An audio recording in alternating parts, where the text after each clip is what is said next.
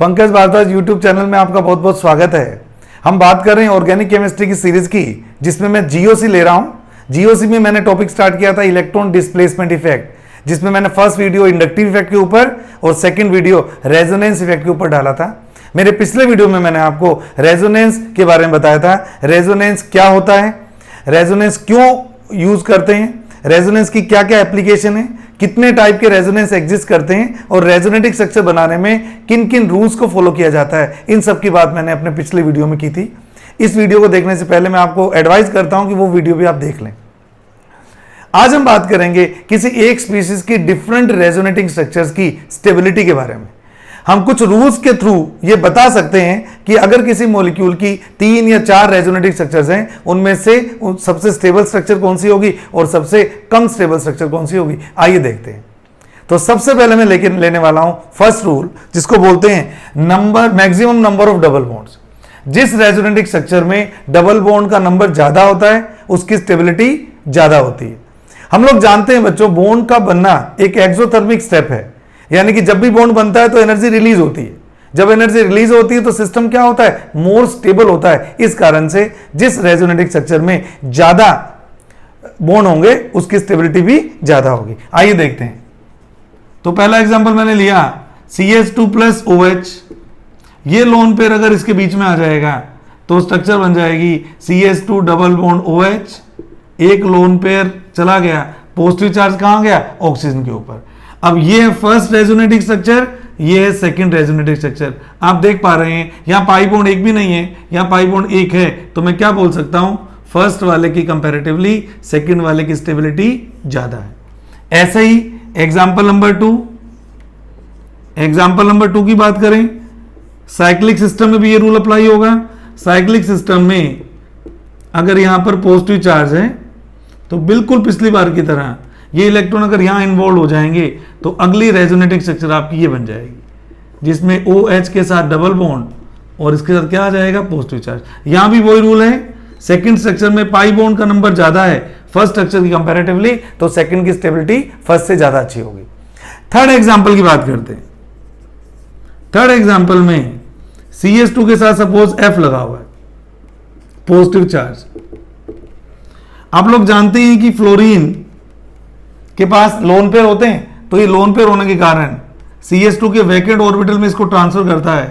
तो इस रेजोनेटिक स्ट्रक्चर को हम ज्यादा वेटेज देते हैं, क्योंकि इसके अंदर पाई बॉन्ड एक है, यहां पर एक भी पाई बॉन्ड नहीं है। हेलोजन का जब भी रेजोनेंस में कोई कंट्रीब्यूशन आएगा तो बहुत केयरफुली करना।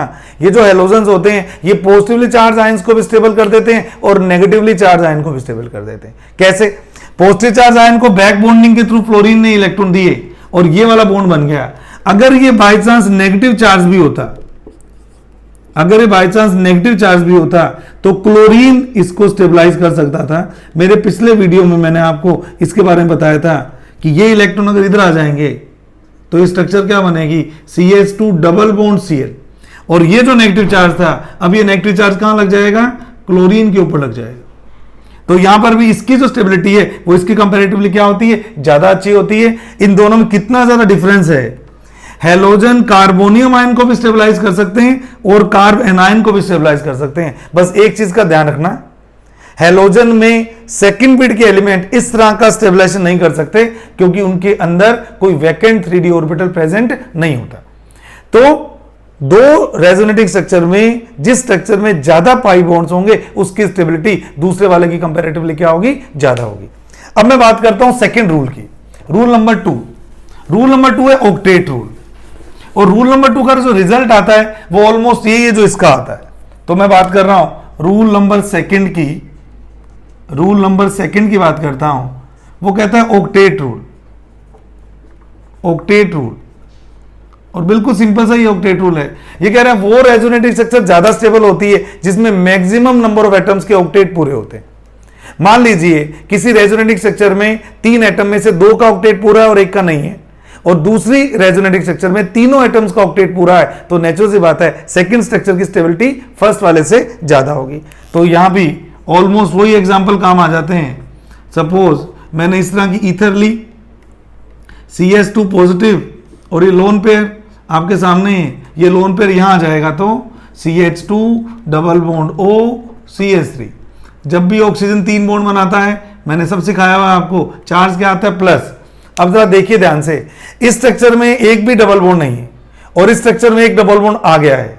और दूसरी इंपॉर्टेंट बात, ये तो हो गया बॉन्ड के हिसाब से, तब भी सही है, ऑक्टेट के हिसाब से भी सही है। आप देखेंगे इसमें कार्बन का ऑक्टेट पूरा नहीं है। आप लोग सब जानते हैं कार्बन जब भी कार्बोनियम आयन में होगा और कार्बन जब फ्री रेडिकल में होगा तब इसका ऑक्टेट पूरा नहीं होता।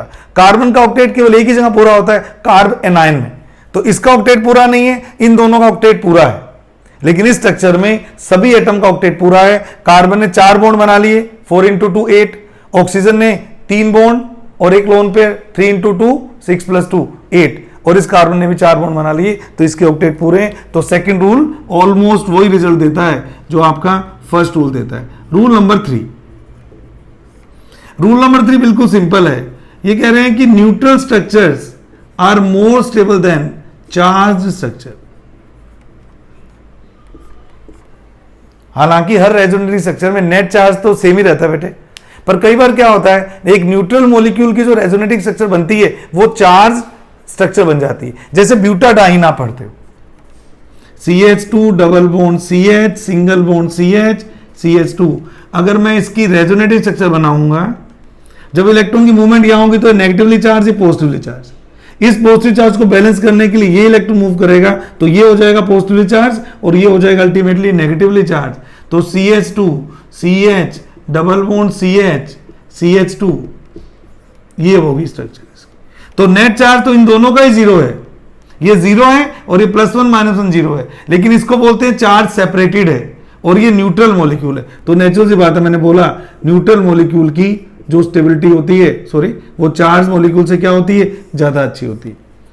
बच्चों इसका रीजन क्या दिया हुआ है? इसका रीजन ये दिया हुआ है कि अगर किसी मॉलिक्यूल में 2 एडजेसेंट एटम के पास, एक के पास प्लस और एक के पास माइनस चार्ज है, तो क्या आप इमेजिन कर सकते हो उनके बीच में बॉन्ड बनाने की ज्यादा टेंडेंसी होगी। और अगर उनके बीच में बॉन्ड बनाने की ज्यादा टेंडेंसी होगी तो उनको सेपरेट रखने के लिए आपको एनर्जी लगानी पड़ेगी। इससे सिस्टम की या स्पीशीज की एनर्जी कंटेंट बढ़ जाएगी और जब एनर्जी कंटेंट बढ़ जाता है तो स्टेबिलिटी कम हो जाती है। इसलिए न्यूट्रल स्ट्रक्चर हमेशा ज्यादा स्टेबल होती है चार्ज स्ट्रक्चर की कंपैरेटिवली। और कई बार 2 चार्ज स्ट्रक्चर को जो कंपेयर करोगे तो जिस चार्ज स्ट्रक्चर में चार्ज का सेपरेशन ज्यादा होगा उसकी स्टेबिलिटी भी और कम हो जाएगी। एक एग्जांपल से बताता हूं। जैसे मान लीजिए मेरे पास एक स्पीशीज है CH2 positive, CH double bond CH, CH double bond CH, O CH3। अगर इस स्पीशीज की मैं रेजोनेटिव स्ट्रक्चर बनाऊं, जब ये इलेक्ट्रॉन मूव करेंगे इधर तो ये कार्बन पे आएंगे, तो ये हो जाएगा CH2 CH double bond CH, CH single bond CH, O पे प्लस चार्ज और CH3। और इसके ऊपर क्या आ गया, आपके इलेक्ट्रॉन्स आ गए। अगली रेजोनेटिव स्ट्रक्चर में अगर ये इलेक्ट्रॉन यहां मूव करते हैं तो ये इलेक्ट्रॉन यहां मूव करेंगे, तो थर्ड स्ट्रक्चर आ रही है CH2 CH, पॉजिटिव चार्ज चला जाएगा, CH double bond CH, CH O and CH3 positive charge. CH2 double bond CH, single bond CH double bond CH, और ये डबल बॉन्ड बना हुआ था, ये डबल बॉन्ड बना हुआ ही था, ये वाला, तभी तो प्लस आ जाएगा, 3 बॉन्ड हो गए तो। चलिए अब आप देख सकते हैं ये फर्स्ट स्ट्रक्चर है, ये सेकंड है, ये थर्ड है। आप देख सकते हैं कि थर्ड स्ट्रक्चर में डबल बॉन्ड का नंबर 3 है, 1 2 3, इसमें 2 डबल बॉन्ड है, इसमें भी 2 डबल बॉन्ड है। तो रूल आपको सीक्वेंस में लगाने होते हैं। मैंने बोला था फर्स्ट रूल क्या लगाएंगे, maximum number of double bond. इस बेस पर सबसे स्टेबल जो मॉलिक्यूल होगा वो क्या होगा, कौन सी स्ट्रक्चर होगी, थर्ड होगी। अब फर्स्ट और सेकंड में डबल बॉन्ड तो दोनों में 2 ही हैं, लेकिन आप देख पा रहे हैं फर्स्ट स्ट्रक्चर में बस एक प्लस चार्ज है, पूरी चेन में कहीं कोई चार्ज नहीं है, यानी कि यहां चार्ज सेपरेशन कम है। जबकि सेकंड रेजोनेटिव स्ट्रक्चर में ये प्लस है, फिर माइनस है, फिर प्लस है। हालांकि नेट चार्ज तो दोनों में ही +1 है, लेकिन क्या आपको यहां चार्ज ज्यादा सेपरेटेड नहीं दिख रहा क्या?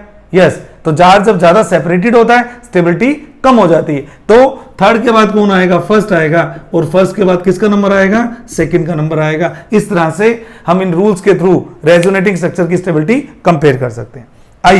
आइए मैं बात करता हूं रूल नंबर 4 की। आइए मैं बात करता हूं रूल नंबर 4 की, उसको बोलते हैं इलेक्ट्रोनेगेटिविटी रूल। 4 नंबर रूल की बात करते हैं, इसे बोलते हैं electronegativity rule. Rule number 4, rule number 4 ध्यान दीजिएगा। ये कह रहे हैं कि अगर हाई इलेक्ट्रोनेगेटिविटी का एलिमेंट है, जिसकी इलेक्ट्रोनेगेटिविटी ज्यादा है, उस पे आना चाहिए नेगेटिव चार्ज, और जिस एलिमेंट की इलेक्ट्रोनेगेटिविटी कम है उसके ऊपर क्या आना चाहिए, पॉजिटिव चार्ज। जहां तक हो सके हम इस रूल को ब्रेक नहीं करते, जहां तक हो सके हम इस रूल को ब्रेक नहीं करते। आइए अगर मैं इसकी बात करूं इलेक्ट्रोनेगेटिविटी वाली बात, तो क्या बोल सकता हूं, मैं बोल सकता हूं CH2 C double bond O, और CH2 पे आ गया नेगेटिव चार्ज। अगर ये इलेक्ट्रॉन इधर मूव कर गए और ये इलेक्ट्रॉन इधर मूव कर गए तो क्या हो गया, CH2 double bond C O के ऊपर क्या आ गया, नेगेटिव चार्ज आ गया। ये चार्ज निकालना आपको आता ही है। अब पहले तो मैं रूल लगाऊंगा सीक्वेंस में। मैंने आपको पहले ही बोल दिया, रेजोनेटिक स्ट्रक्चर की स्टेबिलिटी निकालते वक्त हम फर्स्ट रूल, हाँ, तो इसमें भी इस स्ट्रक्चर में देखेंगे तो CH2 negative CH double bond हो। अब आप देखेंगे पहला रूल लगाऊं मैं कौन सा, डबल बॉन्ड के नंबर वाला। इसमें भी एक डबल बॉन्ड है, इसमें भी एक डबल बॉन्ड है, लग गया।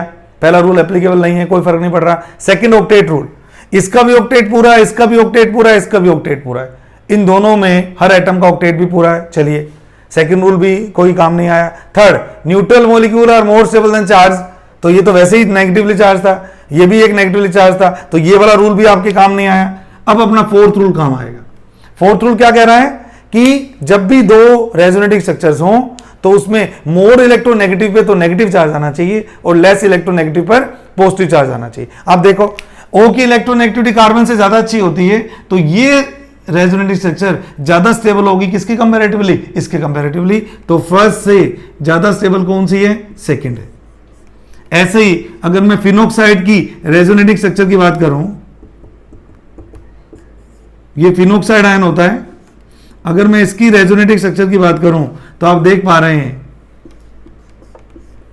देखिए ये डबल बॉन्ड बन गया, यहां दो लोन पे लगा दिए, ये इलेक्ट्रॉन यहां आ गए, कार्बन नेगेटिवली चार्ज, इस तरह से। हालांकि इसकी 3 और बनेगी, मैं उसकी डिटेल में नहीं जा रहा, मैं तो इन दोनों को कंपेयर करके दिखा रहा हूं आपको। यहां पर भी ऑक्टेट सबका पूरा है, मैक्सिमम नंबर और डबल बॉन्ड सबके बराबर हैं, पोलैरिटी और नॉन पोलैरिटी का कोई इश्यू नहीं है। तो यहां O पे नेगेटिव चार्ज है और यहां पे C पे नेगेटिव चार्ज है, तो नेचुरल सी बात है फर्स्ट वाले की स्टेबिलिटी सेकंड वाले से क्या होगी, ज्यादा होगी, क्योंकि मोर इलेक्ट्रोनेगेटिव O पे नेगेटिव चार्ज ज्यादा सूट करता है कार्बन की कंपैरेटिवली। इस तरह से मैं इलेक्ट्रोनेगेटिविटी का रूल लगाकर भी स्टेबिलिटी कंपेयर कर सकता हूं। आइए अगले एग्जाम्पल की बात करते हैं। अब मैं बात करता हूं रूल नंबर 5 की। अब मैं बात करता हूं रूल नंबर 5 की। रूल नंबर 5 है,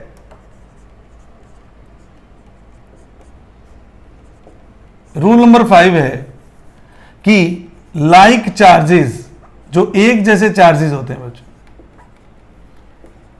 should be closure, should be distant, sorry, उनमें दूरी ज्यादा होनी चाहिए, और जो अनलाइक चार्जेस होते हैं, unlike charges should be closer to each other. Simple सा रूल है। अगर पॉजिटिव और नेगेटिव चार्ज हैं, ये तो एक दूसरे के ज्यादा पास होने चाहिए। पॉजिटिव पॉजिटिव है या नेगेटिव नेगेटिव आ जाए बाय चांस, तो एक दूसरे से डिस्टेंट या दूरी पर होने चाहिए। इस रूल को भी हम यूज कर सकते हैं, ध्यान से देखिएगा। मान लीजिए मैंने आपके सामने एक मॉलिक्यूल लिखा, double bond single bond, double bond single bond, ये वाला मॉलिक्यूल। अब अगर मैं केवल इन इलेक्ट्रॉन्स की मूवमेंट कर दूं तो एक स्ट्रक्चर तो ऐसे भी बना सकते हैं, एक स्ट्रक्चर तो आप ऐसे भी बना सकते हैं। देखो ये हो जाएगा पॉजिटिवली चार्ज, ऑक्सीजन हो जाएगा negatively charge, double bond as it is ही पड़े रहने दो। और दूसरे स्ट्रक्चर में ये इलेक्ट्रॉन मूव कर जाएंगे अगर, तो नीचे बना रहा हूं तो ये स्ट्रक्चर इस स्ट्रक्चर में कन्वर्ट हो जाएगी बच्चों। ये तो नेगेटिव ही रहने दो, ये डबल बॉन्ड यहां आ जाएगा, ये सिंगल बॉन्ड, ये डबल बॉन्ड यहां आ जाएगा, यहां आ जाएगा पॉजिटिव चार्ज। तो ये फर्स्ट रेजोनेटिंग स्ट्रक्चर है इसकी, ये सेकंड रेजोनेटिंग स्ट्रक्चर है इसकी, और ये थर्ड रेजोनेटिंग स्ट्रक्चर है। अब पहले तो मैं बॉन्ड की बात करूं, टोटल बॉन्ड कितने हैं, 1 2 3, 1 2 1 2, यानी कि ये बात तो कंफर्म हो गई, फर्स्ट की स्टेबिलिटी ज्यादा होगी सेकंड और थर्ड से। अब सेकंड स्ट्रक्चर में अनलाइक चार्जेस पास पास हैं, और थर्ड स्ट्रक्चर में अनलाइक चार्जेस दूर दूर हैं। अनलाइक का मतलब ऑपोजिट। तो ऑपोजिट चार्जेस अगर पास पास होंगे तो ज्यादा स्टेबल है, तो इसका मतलब सेकंड की स्टेबिलिटी थर्ड की स्टेबिलिटी से क्या होगी, ज्यादा होगी। सेकंड की स्टेबिलिटी थर्ड वाले की स्टेबिलिटी से क्या होगी, ज्यादा होगी। एक और एग्जांपल, इसी थीम के ऊपर एक और एग्जांपल, अगर मैं बात करूं फिनोल की रेजोनेटिंग स्ट्रक्चर्स की, अगर मैं बात करूं फिनोल की रेजोनेटिंग स्ट्रक्चर्स की, तो क्या होगा, देखिए ये आपकी फिनोल है, एक दो एरोमेटिक रिंग के रेजोनेंस भी आने चाहिए आपको। ये पेयर इधर आ जाते हैं तो ये पेयर इसमें शिफ्ट कर जाते हैं, तो क्या होगा, जब इसके ऊपर इलेक्ट्रॉन आ गए तो ये नेगेटिवली चार्ज, ये डबल बॉन्डेड OH, एक लोन पेयर और पॉजिटिवली चार्ज। अब ये इलेक्ट्रॉन दोनों अगर सिग्मा बॉन्ड की सिंगल बॉन्ड के बीच में आ जाएगा तो आगे इलेक्ट्रॉन की शिफ्टिंग होगी और आपके पास जो रेजोनेटिंग स्ट्रक्चर आएगी वो ये आएगी। ऊपर तो कुछ चेंज ही नहीं हो रहा, तो इसको तो मैं छेड़ ही नहीं रहा, ये तो मैं एज इट इज रख रहा हूं। जब ये दोनों इलेक्ट्रॉन सिंगल बॉन्ड के बीच में आएंगे तो ये इलेक्ट्रॉन की मूवमेंट हो जाएगी, और जब ये मूवमेंट हो जाएगी तो ये डबल बॉन्ड इस तरह से, OH को तो मैंने एज इट इज रखा हुआ है, और लास्ट जब ये इलेक्ट्रॉन यहां मूव करेंगे ये इलेक्ट्रॉन वापस ऊपर मूव कर जाएंगे, इन दैट केस आपकी ये वाली रेजोनेटिंग स्ट्रक्चर बनेगी। तो टोटल आपसे पूछे फिनोल की कितनी रेजोनेटिंग स्ट्रक्चर बनती है, हम बोलेंगे 5 बनती है। और वैसे भी जिस मॉलिक्यूल की जितनी ज्यादा रेजोनेटिंग स्ट्रक्चर बनती है जनरली उनकी स्टेबिलिटी हम ज्यादा मानते हैं। तो फिनोल एरोमेटिक कंपाउंड होने के कारण क्वाइट स्टेबल कंपाउंड भी होता है। अगर मैं इनकी स्टेबिलिटी को कंपेयर करूं, मैंने बोला था neutral structures are more stable than polar structures, तो क्या स्ट्रक्चर नंबर 1 और स्ट्रक्चर नंबर 5 ये रेजोनेटिंग स्ट्रक्चर इन पांचों में सबसे स्टेबल है?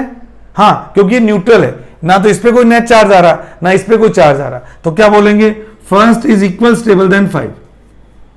अब मैं बात करता हूं सेकंड की और फोर्थ की। सेकंड और फोर्थ तो बिल्कुल एक जैसी है, यहां नेगेटिव चार्ज इस कोने पे लगा हुआ है लेफ्ट साइड में, और यहां नेगेटिव चार्ज राइट साइड में लगा हुआ है, तो इसकी जो स्टेबिलिटी है वो ज्यादा होगी, क्योंकि यहां प्लस और माइनस चार्ज पास पास है, यहां पर भी वही है, प्लस और माइनस चार्ज पास पास है।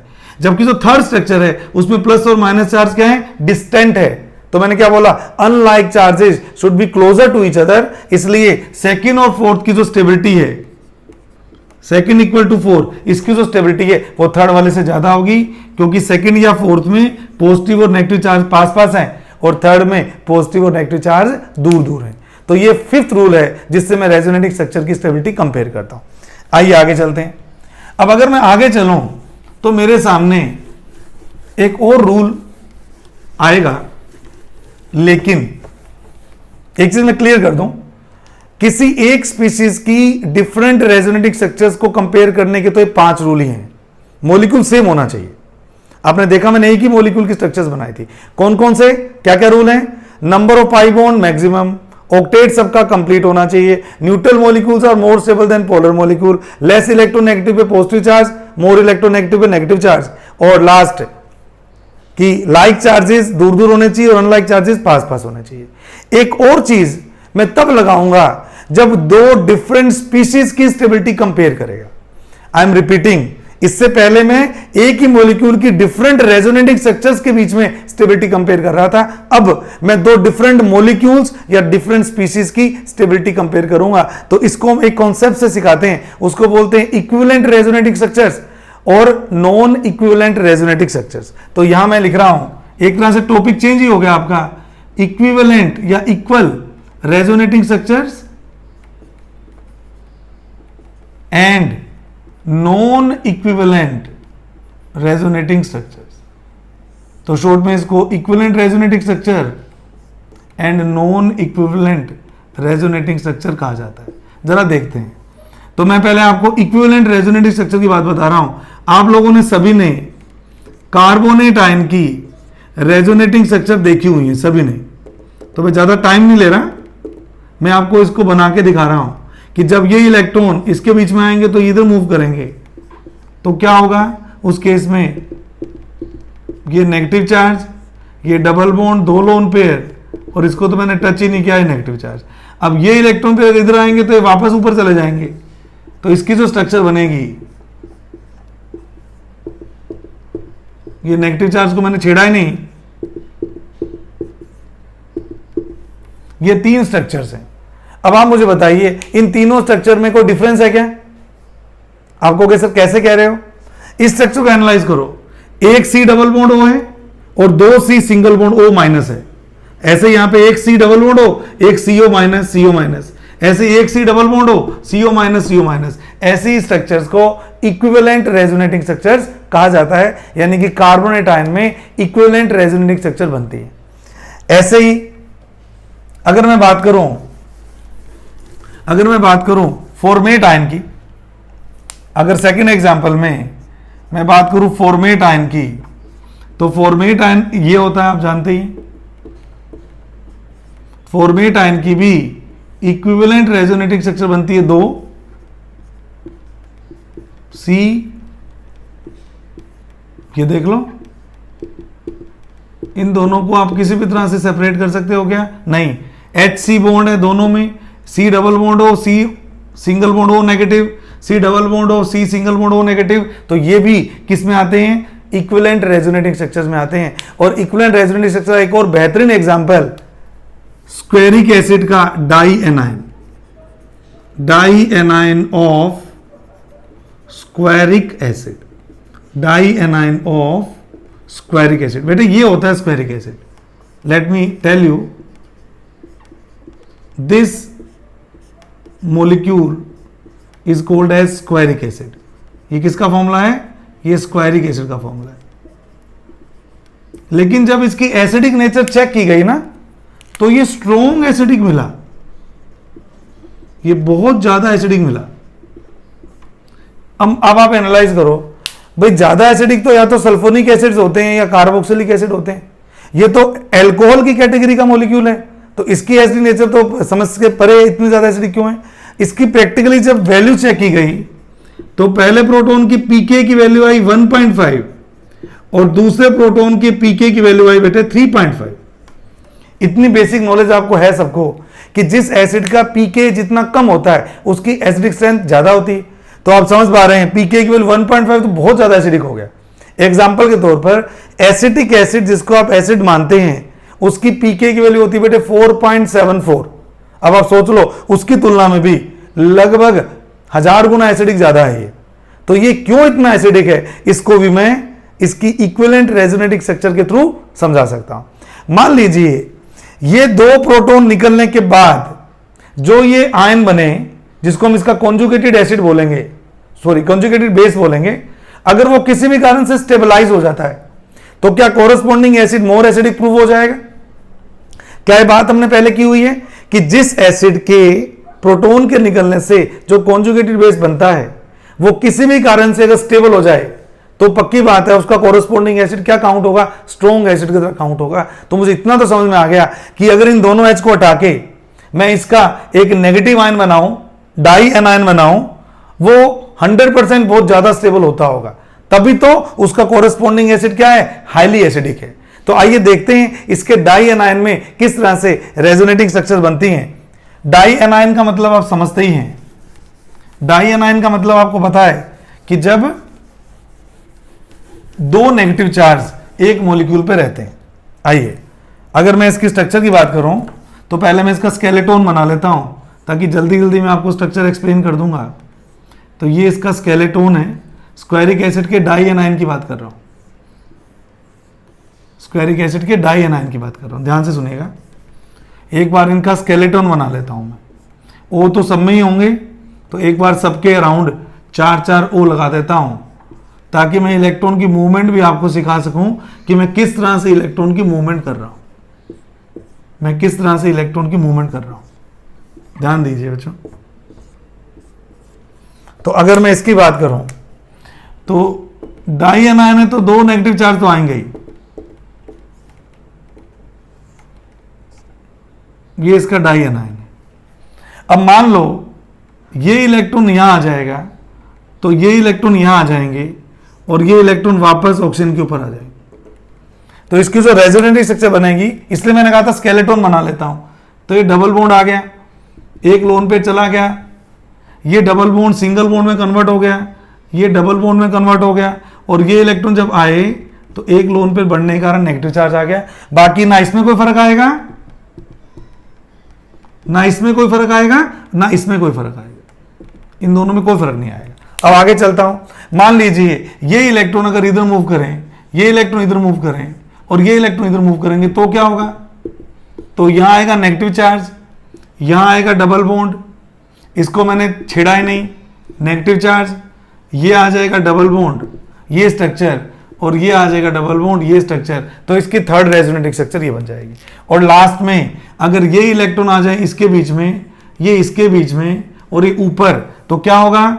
ये आगे 3 लोन पेयर नेगेटिव चार्ज, ये हो गया डबल बॉन्ड, ये भी बन गया डबल बॉन्ड, और ये ऑलरेडी डबल बॉन्ड था ही, ये नेगेटिव चार्ज था ही। तो आप देख पा रहे हैं कि ये 4 इक्विवेलेंट रेजोनेटिंग स्ट्रक्चर्स हैं। ये चारों के चारों इक्विवेलेंट रेजोनेटिंग स्ट्रक्चर है। आप कहोगे कैसे कह रहे हो सर? देख लो, पूरे मॉलिक्यूल में 2 C डबल बॉन्ड O हैं, चारों में ही 2 CO नेगेटिव हैं, रिंग के अंदर एक डबल बॉन्ड। आप चेक कर लीजिए, पहले डबल बॉन्ड यूं थे, फिर डबल बॉन्ड ऊपर चले गए, फिर डबल बॉन्ड राइट में चले गए, फिर डबल बॉन्ड नीचे आ गए।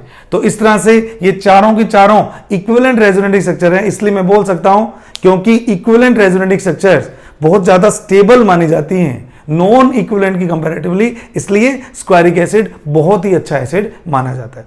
तो इस तरह से अगर हमें कभी भी कंपेयर करना हो कि किसी मॉलिक्यूल में तो इक्विवेलेंट रेजोनेटिंग स्ट्रक्चर बन रही हो, उसकी स्टेबिलिटी बहुत ज्यादा होगी उस स्पीशीज से जिसके अंदर नॉन इक्विवेलेंट रेजोनेटिंग स्ट्रक्चर बनती है।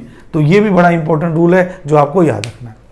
तो ये टोटल रूल्स हैं जिसके थ्रू मैं एक ही मॉलिक्यूल की या एक ही स्पीशीज की डिफरेंट रेजोनेटिंग स्ट्रक्चर्स की स्टेबिलिटी को क्या करता हूं? कंपेयर करता हूं। नेक्स्ट क्लास में आपको बहुत इंपॉर्टेंट टॉपिक की तरफ लेके जाऊंगा, linear conjugation and crossed conjugation, और साथ में मैं आपको रेजोनेंस की कुछ एप्लीकेशन भी कराऊंगा। आपने इस वीडियो को पूरा सुना, आपका बहुत बहुत धन्यवाद। ज्यादा से ज्यादा नंबर में इस चैनल को सब्सक्राइब करें, वीडियो को लाइक करें, शेयर करें। Thank you so much.